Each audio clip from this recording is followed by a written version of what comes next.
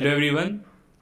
आज जो हमारे साथ हैं, she is my landlord since 2-3 months and I have been with her since 2-3 months as I have told you guys. So what I have felt, what I have realized that she is such a good personality and I have got to learn so many things from her.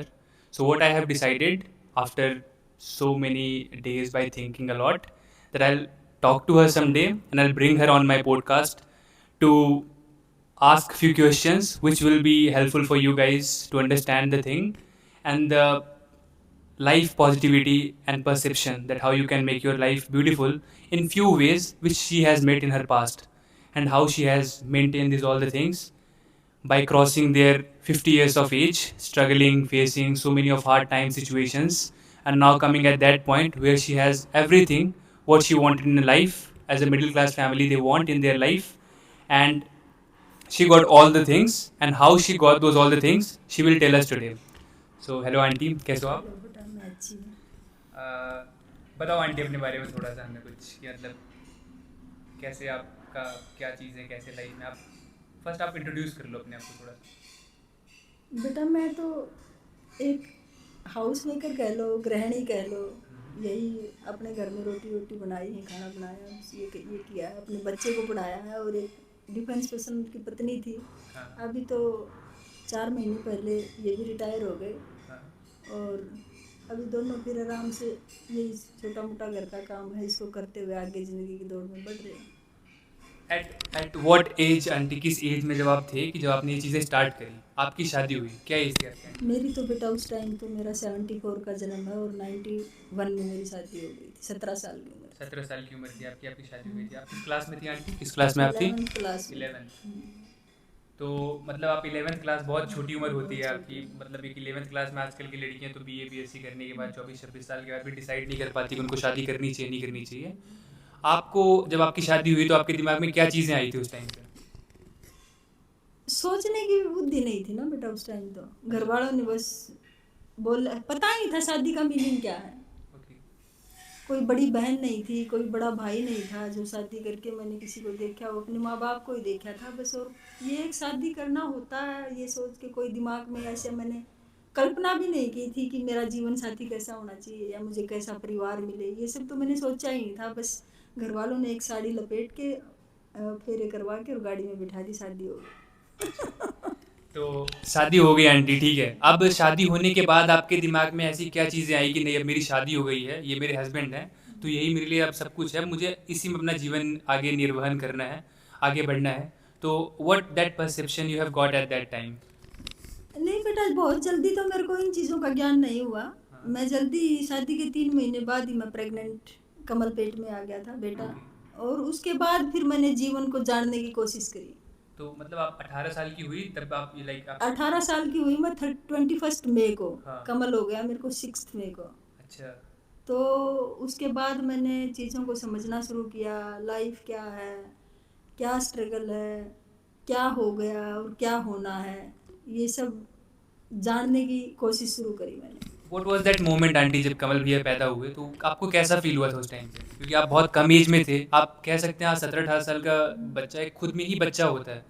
तो आप जब आपको बेटा हुआ तो आप how how you felt at that moment, कैसा आपको मतलब लगा कि मतलब बड़ी चीज़ होती है आंटी, माँ बनना 17-18 साल की, 18 साल की उम्र में? हाँ बेटा, तब तक भी मैं इतना मतलब डेवलप नहीं हुआ था, थिंकिंग कह लो या कुछ भी कह लो, कि मैं इस चीज़ की बहुत सारी खुशी बनाऊं या इसके मैं क्या रिएक्शन दूं, मेरे को मतलब समझ नहीं थी उस टाइम पे। लेकिन मतलब धीरे धीरे धीरे धीरे मेरे को पता चला कि कोई नहीं, मेरा बेटा आया है और अब यही मेरा जीवन है। इसके साथ शायद मैं वो चीज़ें देख पाऊँ या वो चीज़ें कर पाऊँ जो मैं खुद की लाइफ में या जहाँ मैं पैदा हुई थी या जिनके साथ मेरी शादी हुई है, उन उन उनके साथ रहते हुए नहीं कर सकती थी। तो मैंने अपने बेटे के बारे में सोचा कि ठीक है, मैं इसके साथ इसकी आंखों से दुनिया देखूंगी। Okay. So being a defence person wife, तो how life was at that time, क्योंकि अंकल की पोस्टिंग कभी इधर कभी उधर, as he was in Indian air force.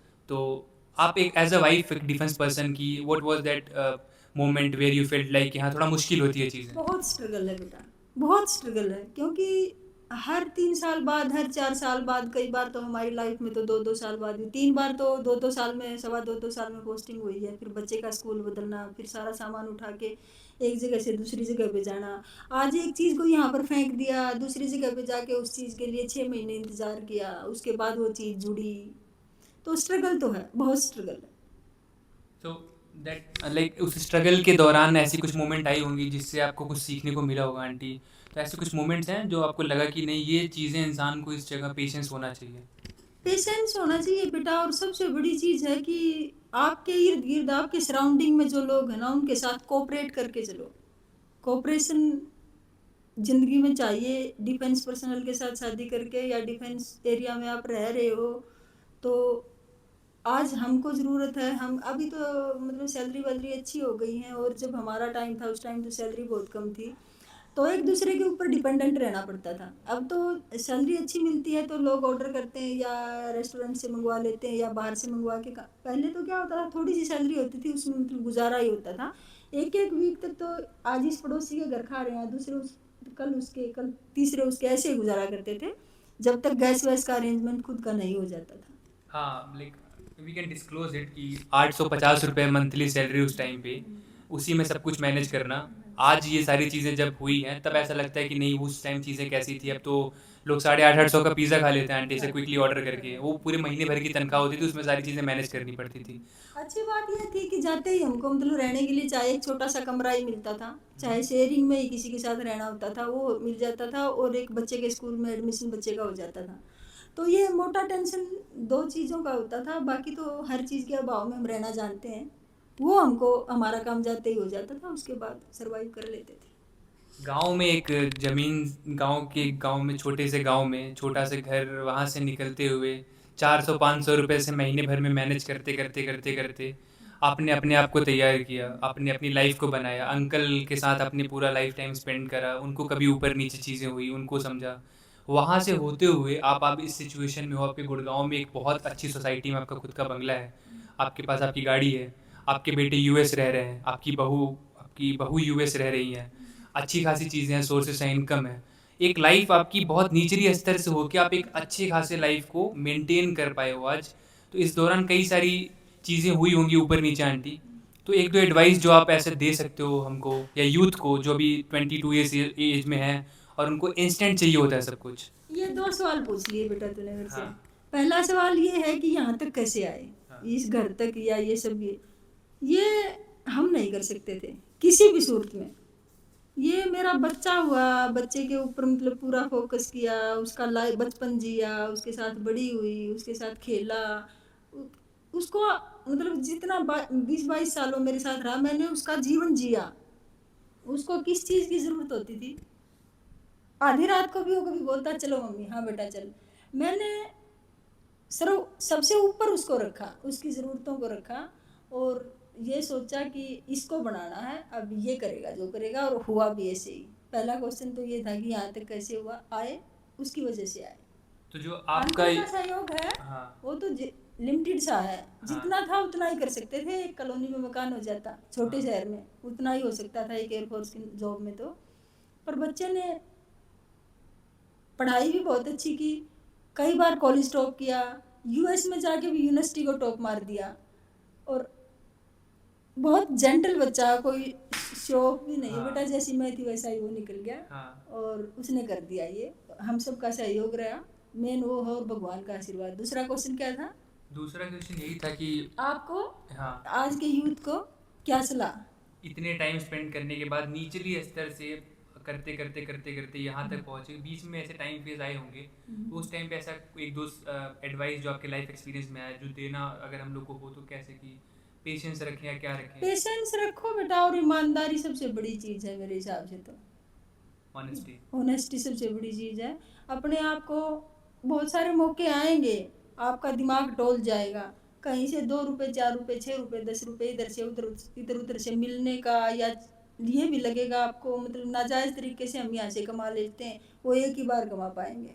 मतलब अपनी नीयत को साफ रखो, इसको हिलने मत दो, और मेहनत करो, आगे बढ़ो। ना सिर्फ समाज से, खुद से भी खुद से ऑनेस्ट विथ योर सेल्फ खुद ऑल्सो। से भी है ना खुद जी? से भी। खुद से भी। तो ऑनेस्टी बहुत इम्पोर्टेंट है। इम्पोर्टेंट है बेटा, और मेहनत और लगन तो साथ में है ही, मेहनत के बिना तो कुछ भी नहीं है। हाँ सही बात है। और बहुत जगह पे त्याग है, अपनी इच्छाओं को मारना, हालात के सामने हारना नहीं, लड़ना है आपको। आपके पास पैसे की शॉर्टेज है लेकिन ये काम आ गया आपको, इसके लिए आप सोचो कि मैं कहाँ से 2 रुपये बचा सकती हूँ जेन्युइन तरीके से। तो सोच समझ के आगे बढ़ो, ईश्वर रास्ता अपने आप देगा। काफ़ी अच्छी चीज़ है आंटी। अब इस टॉपिक पे आते हैं, as a like marriage life. आजकल की बहुत सारी कन्विंसिंग को देखने के बाद कि शादी होते ही लोगों का डाइवोर्स हो जा रहा है 2 साल 3 साल में, चाहे वो लव मैरिज हो या अरेंज मैरिज हो, कुछ भी हो, बहुत सारी दिक्कतें आ रही हैं, परेशानी आ रही है। तो as a being a wife, like it's been 34 years that you are a wife of someone. तो आप एक, अगर मैं आपको बोलूँ कि जब बंदा कोई शादी कर रहा है तो उसे क्या देखना चाहिए एक लड़की के अंदर, तो आप क्या बोलोगे, या फिर लड़की के लिए क्या परसेप्शन होना चाहिए उसका? मैं तो बेटा अपने टाइम की, या जो मैंने जिया है, या जो मैंने अपने सराउंडिंग में हाँ, देखी है, अपने मैं लाइफ के वही बता एक्सपीरियंस से ही सकती बताओ हूँ, आंटी, क्योंकि अपने मेरे लाइफ पास के तो एक्सपीरियंस बेटी से है बताओ नहीं। आप। मैं हाँ। तो अपना एक्सपीरियंस ही बता सकती हूँ बेटा। मैं तो यही सोचूंगी ना, यही चाहती हूँ कि जो हमने सहा वो आज की जनरेशन में सहेगी भी नहीं और सहना भी नहीं चाहिए। जब कोई लड़की अपना घर छोड़ के आती है अपने हस्बैंड के पीछे, और फिर हस्बैंड के परिवार में आके कभी देवर, कभी जेठ, या कभी सास, या कभी कोई रिश्तेदार, अड़ोसी पड़ोसी जब उसको टॉर्चर करना शुरू करते हैं ना, तो उस हस्बैंड को चाहिए कि वो आगे आके खड़ा होए, कि स्टैंड ले उनके लिए। स्टैंड ले, कि नहीं भाई मेरे से बात करो, हम्म। इससे नहीं, हाँ। मैं जवाब दूंगा इसका। वो मिलना चाहिए। जब वो नहीं मिलता है तो मतलब 10 साल 20 साल 25 साल वो सहती रहेगी, सहती रहेगी, सहती रहेगी, तो एक टाइम ऐसा आएगा सब्र का बांध टूट जाएगा और वो फिर खुद लड़ेगी। तो वो भी कोई कोई औरत कर सकती है, मेरे जैसी तो वो भी नहीं कर सकती। मैं तो अपने परिवार के किसी आदमी के साथ फाइट नहीं कर सकती आमने सामने। मेरे दिमाग में जो है मैं अपने पति को बोल सकती हूँ, बाकी किसी को नहीं बोल सकती। ये चीज़ भी बेहतर है, if you are like saying aunty कि आपके हस्बैंड को स्टैंड लेना चाहिए, तो इट्स बेटर कि आप रादर देन फाइट करने के, आप अपने हस्बैंड को ये बताओ कि you should take stand for me, है ना? अब इन परसेप्शन से आपको क्या लेना देना है कि जब आप आज किसी की शादी होती है तो उनको लगता है कि लड़की आ गई मेरे घर, इसका सिर्फ इतना काम है, ये खाना बनाए, अपना रहे चुपचाप, ज़्यादा बातचीत ना करे, जितना बोलूँ उतना सुने। नहीं बेटा, ये गलत है, ऐसा नहीं होना चाहिए। मतलब कोई लड़की शादी करके आई है तो उसको एक काम वाली, या उसको एक कुक, या उसको मतलब एक मेड या सर्वेंट कुछ भी नहीं समझने की भूल नहीं करनी चाहिए। वो हमने सहा है, नहीं करनी चाहिए। अगर आपको सिर्फ इतनी ही ज़रूरत है कि वो आपका खाना बनाए, या वो आपके कुकिंग करे, या कपड़े धो, 5,000 रुपये में मेड बुला लो ना, वो सब कर देगी। वो उसको परिवार का एक इम्पोर्टेंट सदस्य मान के घर के अंदर एंट्री दो, सब सलाह उससे लो, सब उसको बताओ परिवार में क्या चल रहा है, क्या खुशी है, क्या गम है, क्या चिंता है, क्या मतलब क्या चल रहा है, सब कुछ उसके साथ डिस्क्लोज करो, ताकि उसको भी लगे कि हाँ भाई मैं भी यहाँ पर इम्पोर्टेंट हूँ, मेरी भी पूछ होती है, मैं भी इस परिवार का हिस्सा हूँ। और वो भी बढ़ चढ़ के हर मामले में दखल अंदाजी दे रही है, positive एग्जिस्ट, और हाँ, कि वो भी एग्जिस्ट करती है उस परिवार में, लाइक negative। इस बात से जो इसका मोरल ये है कि that when we are bringing someone, it's not like कि वो हमारी प्रॉपर्टी है, हम आ रहे हैं तो वो हमारे साथ आ रही है, she has her own soul, हमको उसकी इज्जत करनी चाहिए, उनके भी विचारों को अहमियत देनी चाहिए, ना कि सिर्फ अपने विचारों को उन पर थोपा जाए। और उनकी चीज़ों को समझो, उनको भी समझो कि क्या उनकी कुछ इच्छाएं हैं, उनकी कुछ चाहते हैं, उन सबको फुलफिल करना या कोशिश करना, ये बहुत अहम होना चाहिए आज के समय में। और कोई भी लड़की इतनी मूर्ख तो ना पहले थी ना आज, आदमी से तो आई थिंक ज़्यादा ही मतलब सोचती है, समाज के बारे में भी और करेक्टर के बारे में भी और इज्जत बेइज्जती सब हर चीज़ के मामले में औरत ज़्यादा ही सोचती है बेटा। और जैसे विचारों की भी आज़ादी उसको मिलनी चाहिए, ताकि वो अपना क्या सोच रही है, कम से कम एक पति के सामने तो वो क्या सोच रही है, चाहे वो नेगेटिव सोच रही है चाहे कोई पॉजिटिव सोच रही है, अपने पति के सामने वो सब कुछ, जैसे एक बर्तन में जो होता है ना उसको उल्टा कर देते हैं। अपने पति के साथ उसकी इतनी अच्छी अंडरस्टैंडिंग होनी चाहिए कि वो मेरे दिमाग में क्या चल रहा है मैं सब कुछ उनके सामने उल्टा कर दूं। और सामने से ये डर भी नहीं होना चाहिए कि अब तो मैं बता रही हूँ थोड़ी देर बाद ये मेरे को चोट मारेगा इन बातों से सुन के, ये भी नहीं होना चाहिए। अंडरस्टैंडिंग अंडरस्टैंडिंग दैट मैटर्स, कि आपकी अंडरस्टैंडिंग ऐसी होनी चाहिए कि दैट आप समझ सको कि that what she want to say, what she meant to say, ये सारी चीज़ों की अंडरस्टैंडिंग। बहुत अच्छी चीज़ है आंटी, ये बहुत। चीज़ें बेटा जिसके मतलब जिनके रिलेशनशिप में नहीं है ना, तो वो थोड़ी थोड़ी प्रॉब्लम उनके लाइफ में आती रहेंगी। आजकल की जो सबसे बड़ी प्रॉब्लम ये हो गई है आंटी कि पीपल अपने अपनी चीज़ों को, अपने अटेंशन को, अपने घमंड को अपने रिश्तों से ऊपर मानते हैं। तो कभी कभी वो बहुत सारे रिश्तों को तोड़ देती हैं, ख़त्म कर देती है। तो क्या हमारा घमंड इतना बड़ा होना चाहिए कि हम नहीं किसी बेटा, रिश्ते को अहम। घमंड तो बिल्कुल ही नहीं रखना चाहिए। मैं तो अपने परिवार में सबसे बड़ी हूँ बेटा, और मैं बिल्कुल तेरे सामने कैमरे पे बोल रही हूँ। मेरे छोटे भाई बहन मतलब कभी कभी कुछ छोटी मोटी बात हो जाती है, मैं पहल करती हूँ आगे से जाके। मैं उनको बोलती हूँ कि कोई बात नहीं भाई, मेरा दिमाग कैसा ही है, मैंने ये बात बोल दी होगी या नहीं भी बोली होगी, चीज़ को पीछे फेंको, आगे बढ़ो। ईगो नहीं रखनी चाहिए। रिश्तों से ऊपर ईगो नहीं होती, रिश्तों से ऊपर घमंड नहीं होता। एक कुछ छोटा मोटा ऐसा इंसिडेंट हो जाता है, आप मतलब दूर क्यों जाते हो, हम दोनों बाइक से जा रहे थे, एक्सीडेंट हो गया, इनकी हाथ टूट गया, मेरी टांग टूट गई, ईगो खत्म हो गया वहीं पर। ईगो से मैं क्या कर लेती। रिश्ते तो चाहे पड़ोस का ही है रिश्ता, चाहे अपना पड़ोसी ही है, रिश्ते तो हमेशा ऊपर रहते हैं बेटा। चाहे पड़ोस का है, चाहे ब्लड का है, चाहे ससुराल का है, चाहे मायके का है, उनके बिना कुछ नहीं है। और इससे हम एक चीज़ और सीख सकते हैं आंटी कि दैट आप उस फेस को क्रॉस करके यहाँ तक पहुँचे हो, that's why you are saying that ego कुछ नहीं है। तो इंस्टेंट जो चीज़ें किसी को मिलती है ना, वो ईगो बहुत हाई करती है उनकी। तो आपकी जो सिंप्लिसिटी है, ये जो ह्यूमैनिटी है आपकी, ह्यूमैनिटी जो मुझे दिख रही है, इट्स बिकॉज कि आप उस फेस को क्रॉस करके यहाँ तक पहुँचे हो। कोई इंस्टेंट 21 साल का बंदा अगर इतना सब कुछ बना लेना, तो वो हमसे बात करने से पहले 10 बार सोचेगा, चीज़ों को समझेगा। But I have never seen this things in you, and that's the best quality I guess. तो दैट्स वाई समटाइम लोग कहते हैं कि आप जब चीज़ों को समझ समझ के आगे बढ़ के कुछ बनते हो ना, तो आप एक समझदार और एक अच्छे इंसान भी बनते हो, कामयाब होने के अलावा। तो कामयाबी और वो अच्छी चीज़ें दोनों मैटर करती हैं साथ में। लेकिन ये मतलब बैठने से पहले सोचेगा बेटा, ये भी तेरे इससे भी मैं सहमत नहीं हूँ, क्योंकि आज हूँ मैं यहाँ, हाँ, कल नहीं हूँ। कल ऐसे नहीं। हाथ करके ऊपर चले जाएंगे। ये देना उसका ही खेल है, हाँ। ये भगवान की मेहर है। नहीं तो अपने तेरे और मेरे हाथ में कुछ भी नहीं है बेटा। उसकी मर्जी के खिलाफ कुछ नहीं हो सकता। वो चाहता है तभी सब कुछ मिलता है। और किसी भी चीज़ का, मेरे पास आज अच्छा घर है, मेरे पास आज अच्छी गाड़ी है, या मेरे पास, ये मेरे हाथ में कुछ भी नहीं है। ये सब भगवान का दिया हुआ प्रसाद है, इसको खुशी से ग्रहण करो और इज्जत के साथ रखो। नहीं तो ये यहीं रह जाएगा। एक दिन सबके साथ होना ये और ऊपर जाना। तो ईगो जिसने आपने बताया कि आप कितना भी कुछ कर लो, एक्सीडेंट हुआ सब ईगो खत्म, तो सब यहीं रह जाना है। सब यहीं रह इसलिए जाएगा। जो भी कमा रहे हो, जो भी चीज़ें पा रहे हो, just be with thankful of that, and आप उसको प्यार से रखो और प्यार से शेयर करो। जो भी कठिनाई आती है ना बेटा, उसके ऊपर सोचो, बार बार सोचो, दिन रात सोचो, कोने बदल बदल के सोचो, आपको सॉल्यूशन मिलेगा, डेफिनेटली मिलेगा। ये मेरे जीवन का अनुभव है। मैं तो एक छोटी से परिवार में 4 बहन 6 बुआ, ऐसे घर से निकली थी जहाँ पर किसी भी चीज़ की आज़ादी नहीं थी। वहाँ से निकल के और फिर मतलब ये खैर मैंने ऐसा, ये तो मैंने बेटा लाइफ में ही कभी नहीं आया तन मन धन से। एक जो मेरा पति है वो है, चाहे मैं इनके साथ नाराज हूँ चाहे मैं खुश हूँ, यही है जो कुछ है। ठीक है, मेरा बेटा है, वो मेरा बेटा मेरी बहू के लिए है, मेरे लिए वो फक्र की बात है। पर मेरी खुशी और मेरा गम ये सब तो इनके साथ ही जुड़ा हुआ है, ये सच्चाई है। That's the truth. हम इससे पीछे नहीं हट पीछे सकते, नहीं हट सकते, और हटना भी नहीं हटना चाहिए। भी नहीं चाहिए। और बेटा औरत के पास ये जो आजकल मतलब जो हो रहा है, ये गलत हो रहा है, बिल्कुल गलत हो रहा है। ये एक लिमिटेशंस होती हैं, उन पे कायम रहना चाहिए। ये चीज़ें गलत हैं कि वहाँ खड़ी होगी सिगरेट पी रही है, वहाँ खड़ी होगी बीड़ी पी रही है, दारू पी रही है, ये बिल्कुल गलत है।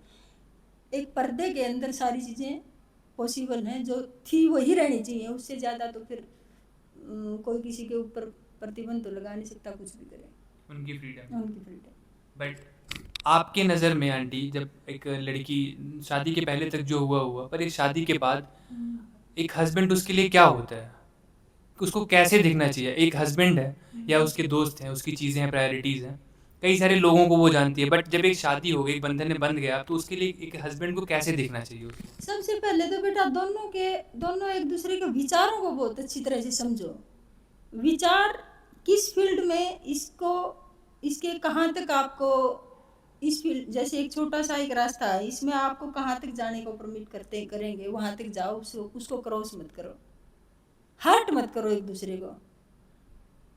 कुछ दिन पहले कुछ दिन उनको समझो, ताकि मतलब वो चीज़ों की नौबत ना आए कि ऐसे क्वेश्चन मार्क खड़ा हो जाए कि ऐसा क्यों किया, ये क्यों, कब और किस लिए, ये दोनों की लाइफ में जब आ जाता है ना फिर प्रॉब्लम शुरू हो जाती है। ये नहीं आना चाहिए, शुरू से ये कोशिश करनी चाहिए।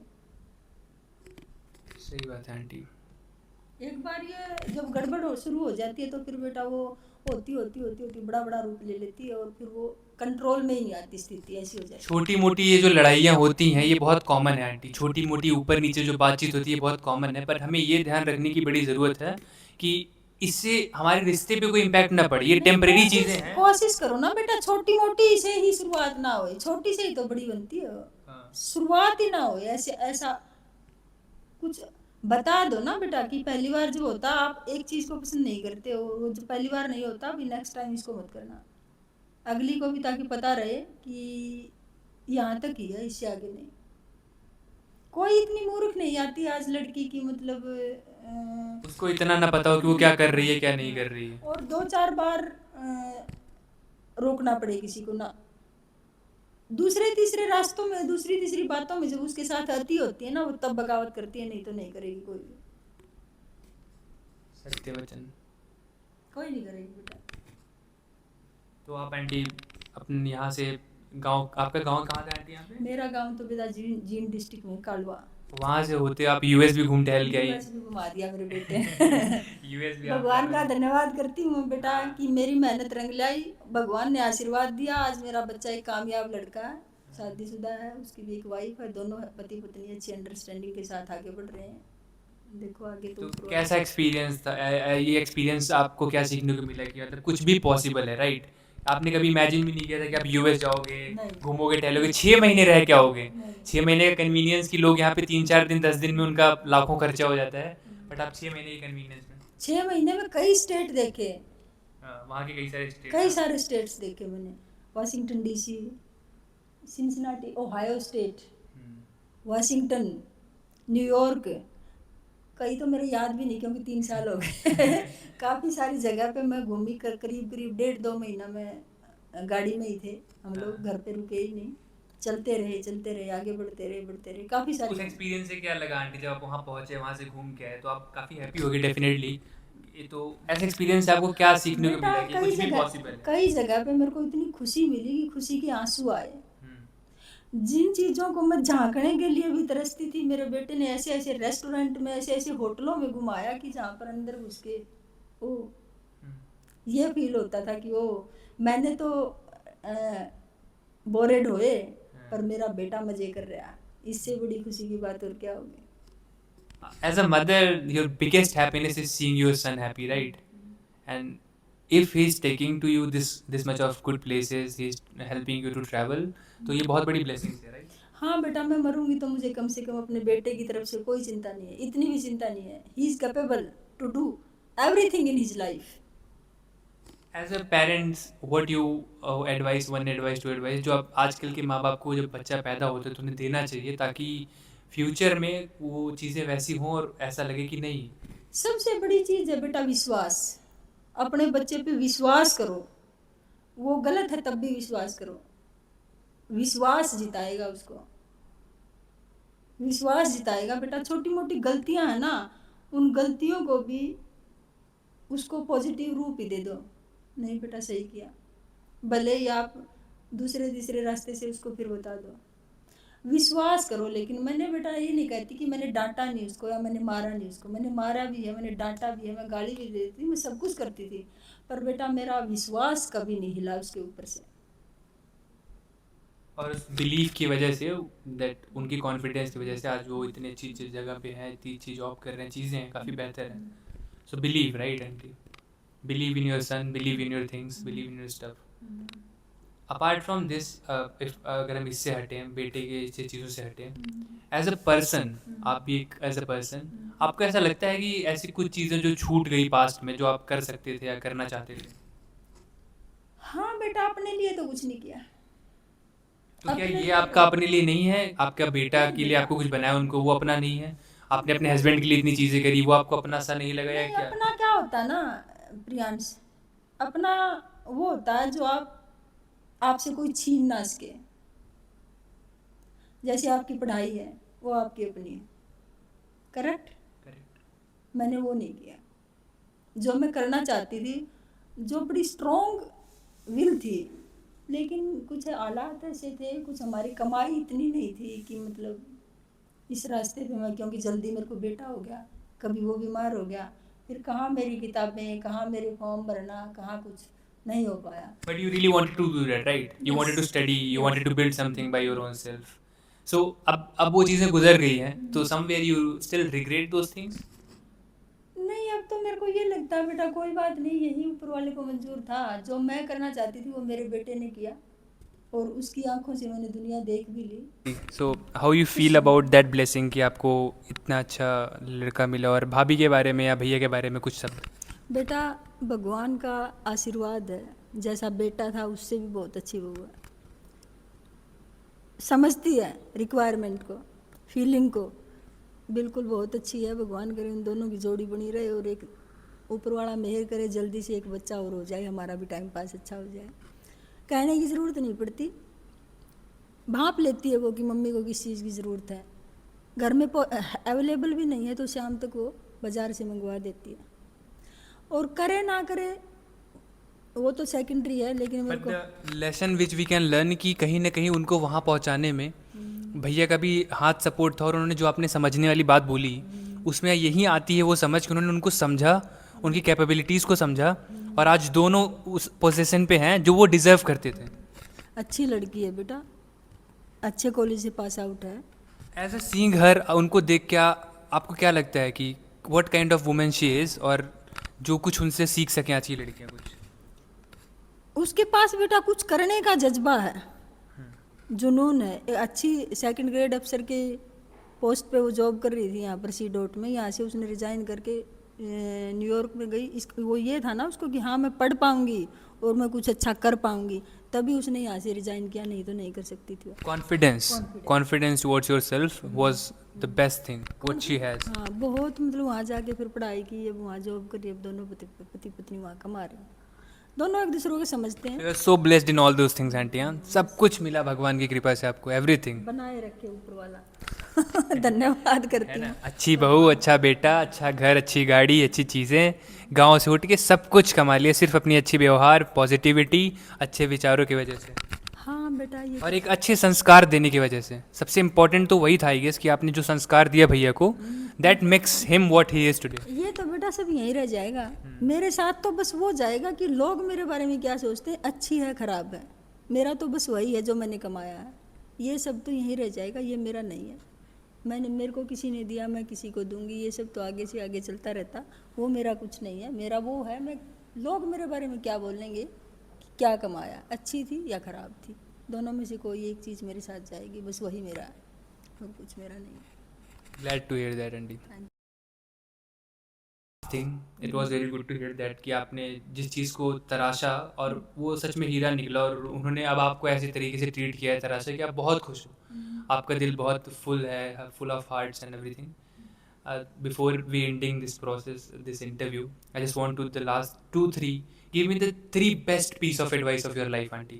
3 best piece of advice for the person who's in their 30s or 20s. Best piece of advice. बेटा पहली बात तो इधर उधर से कुछ भी ग्रहण मत करो, अपने अंदर की आवाज़ सुनो। फिर भी आपको अगर कुछ डाउट पैदा होता है या आप उसको मतलब ये नहीं मानते हो कि जो मैं सुन रहा हूँ वो सही है, तो फिर अपने माँ बाप की सुनो।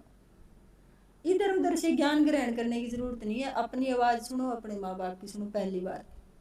एक तो ये हो गया, क्योंकि माँ बाप से बढ़िया, माँ बाप से अच्छे शुभचिंतक, माँ बाप से बड़े शुभचिंतक धरती पे कोई भी नहीं है, चाहे मैं आली इसमें, चाहे तुम आली, चाहे ये आली, कोई भी आ गया। If I can interrupt you aunty here, ऐसे बहुत सारे बच्चे हैं जो अपने माँ बाप से बहुत परेशान हैं क्योंकि वो लड़की है या लड़का है, वो सुनते ही नहीं उनकी, वो कुछ कहना चाह रही है उसका मुंह वहीं तुरंत बंद कर देते हैं कि मैं जितना बोल रहा हूँ उतना सुनो।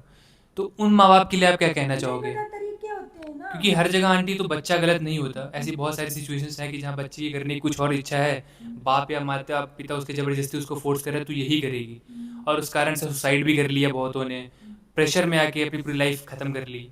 तो नहीं बेटा, कहीं ना कहीं कुछ गुत्थी रहती हैं, अगर सब कुछ खुला है ना, बच्चे भी समझेंगे और माँ बाप भी समझेंगे। कुछ भी आप सीक्रेट मत रखो, गांठ बांध के मत रखो। पेरेंट्स को भी मैं यही कहना चाहूँगी कि अपने बच्चों पे विश्वास करो, और बच्चों को भी मैं यही कहना चाहूँगी, ये सोच के आगे बढ़ो कि मेरे माँ बाप से बड़ा शुभचिंतक मेरी ज़िंदगी में कोई नहीं है। दूसरी बात बेटा, ना तो किसी को फालतू में उंगली पकड़ाओ और ना किसी की फालतू में उंगली पकड़ो। करेक्ट? जहाँ पर जरूरत है वहाँ पर सहारा दो, और जहाँ पर बहुत ज़्यादा जरूरत है वहाँ पर सहारा मांगो, वरना मत मांगो। अपने दम पे, अपनी काबिलियत पे चीज़ों को पकड़ने की कोशिश करो, चाहे इसमें कुछ भी आ गया, चाहे फाइनेंशियल हो, चाहे कुछ तन मन धन कुछ भी हो, अपनी काबिलियत के अनुसार आगे बढ़ो और पकड़ो। इधर उधर से सपोर्ट मांग के वो तंग करेगी, आज दे देगी कल आपको बोलेगी, आपको सुनना पड़ेगा, फिर आप हर्ट हो गए। करेक्ट? मैं ऐसी हूँ बेटा, मैं अपना 10 रुपये नहीं खर्च करूँगी तो मैं किसी के 2 रुपये खर्चवाने की भी कोशिश नहीं करूँगी। True aunty. करेक्ट? मैं ये सोच के आगे बढ़ी हूँ बेटा, बाकी सबका अलग अलग प्रिस्क्रिप्शन है। कोई third and last one aunty, क्या था थर्ड? आप the best piece of advice, third one. Third one पहला बेटा, तो आपने ये किसी बता को दिया, चीट मत करो, किसी को भी चीट मत करो। चाहे वो दोस्त हो, चाहे आप प्यार हो, चाहे आपका हस्बैंड हो, चाहे आपकी लाइफ हो, क्योंकि cheating is not about just कि आप किसी के साथ रिलेशन में हो तो आप किसी और के साथ चीज़ें कर रहे हो, वो नहीं, अपनी लाइफ से भी लोग कभी चीट करते हैं किसी आंटी। को भी चीट मत करो बेटा। मैं ये मतलब सोचूं थी कि ना ही कहना पड़े, पर एक लड़की लगा लो, एक लड़का लगा लो, कोई भी एक दूसरे को एक फ्रेंड हस्बैंड हो या फ्रेंड वाइफ के हो हो, गया, कोई भी वाइफ हो, हस्बैंड हो, या गर्लफ्रेंड हो, बॉयफ्रेंड हो, या कोई भी हो, चीट मत करो। आपने जो करना बता के करो, ऑनेस्ट रहो। ऑनेस्ट रहो। बस ये ऑनेस्टी तो शुरू से और आखिर तक मैं समझती हूँ कि ईमानदारी से बड़ी कुछ भी चीज़ नहीं है। कोई भी रिश्ता हो उसमें ईमानदारी रखो, वो चलेगा, चाहे घिसर पिसर के चले, ऐसे उतार चढ़ाव के साथ चले, वो चलेगा। जहाँ पर ईमानदारी नहीं रही ना बेटा, वहाँ पर तो फिर कुछ नहीं बचेगा। Thank you so much aunty for doing this. हो गया होगा काफ़ी लंबा ये, but we have got to learn so many of things, and I hope that आप लोगों को भी मिलेगा सीखने को। But the more the three most important thing which she taught me, what I have absorbed from this podcast, that the first one, that being honest with yourself, being honest with everything. Second, never ask anything to someone if you are capable for that. Try your best, try to get anything in this entire world from yourself, from your honesty, from your capability, from your power, from your courage. समस्याओं के साथ लड़ाई करो, झगड़ो बेटा, fighting करो, को जो भी आपके लाइफ में ट्रबल आती है उनके साथ फाइट करो, भागेंगे। लास्टली मेरे लिए आंटी कुछ दो शब्द। तू बहुत अच्छा लड़का है, मेहनत कर रहा है, एक दिन अच्छा करेगा, thank you so much aunty. लोग जानेंगे तेरे को। Thank you so much aunty. I don't want to hear anything more. I couldn't agree more. Thank you so much aunty. Thank you.